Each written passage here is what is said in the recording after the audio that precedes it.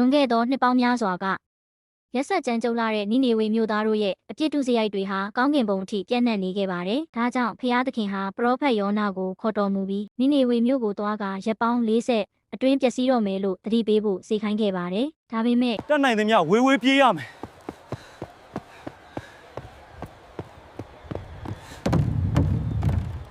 ယောနာဟာနိနေဝေကိုမသွားချင်ခဲ့ပါဘူး။သူဟာကြောက်ရွံ့ပြီးဖျားသခင်ရဲ့မျက်မှောက်တော်ကနေဝေးရာကိုထွက်ပြေးဖို့ဆုံးဖြတ်ခဲ့ပါတယ်။သူဟာရုပ်ပေစိတ်ကန်းကိုဆင်းသွားပြီး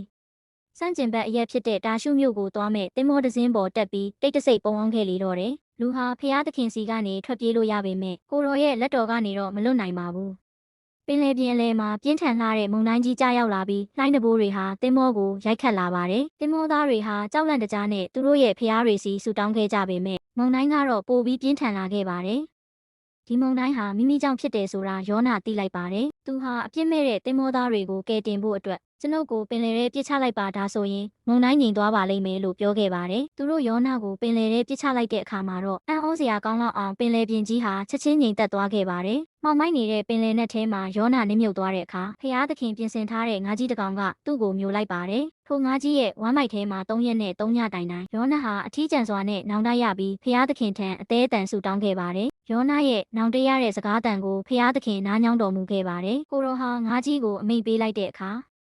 ငါကြီးဟာယောနာကိုကမ်းခြေပေါ်သို့ဘေးကင်းစွာထွေးထုတ်ပေးလိုက်ပါတယ်။ယောနာအတွက်ဒုတိယအကြိမ်မြောက်အခွင့်အရေးကိုဖျားသခင်ပြန်လည်ပေးသနာခဲ့ပါပြီ။အခုတော့ယောနာဟာနာခံတတ်တဲ့သူဖြစ်သွားပါပြီ။ကရုဏာတော်ကြောင့်ကျွန်ုပ်အသက်ရှင်နေပါသည်။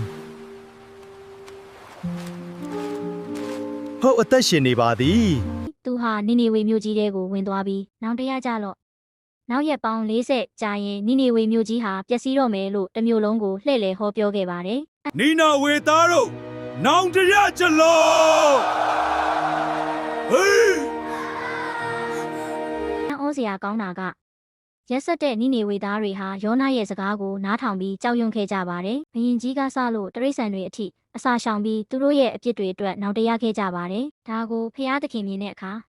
သူတို့ကိုတနာပြီးဖြစ်စည်းခြင်းဘေးကနေကယ်တင်တော်မူခဲ့ပါတယ်။ယောနာကတော့မြို့သားတွေကယ်တင်ခံရတာကိုမကျေနပ်ခဲ့ပါဘူး။ဒါပေမဲ့ဖျားသခင်ကယောနာကိုနွယ်ပင်လေးတစ်ပင်ကနေတဆင့်သင်ခန်းစာပေးခဲ့ပါတယ်။မင်းဟာမဆိုင်ပြိုးရတဲ့ဒီနွယ်ပင်လေးကိုတော့နှမျောသေးရင်ငါဖန်ဆင်းထားတဲ့လူပေါင်းများစွာရှိတဲ့နိနေဝေမြို့ကြီးကိုငါကပို့ပြီးမနှမျောတင်ဘူးလားတဲ့။အဲ့ဒီအချိန်မှာပဲဖျားသခင်ဟာလူသားအလုံးအပေါ်မှာမေတ္တာနဲ့ကရုဏာကြီးမားတဲ့အရှင်ဖြစ်ကြောင်းယောနာသိမြင်သွားခဲ့လေတော့တယ်။အခုတော့ကျွန်ုပ်နားလည်ပါပြီ။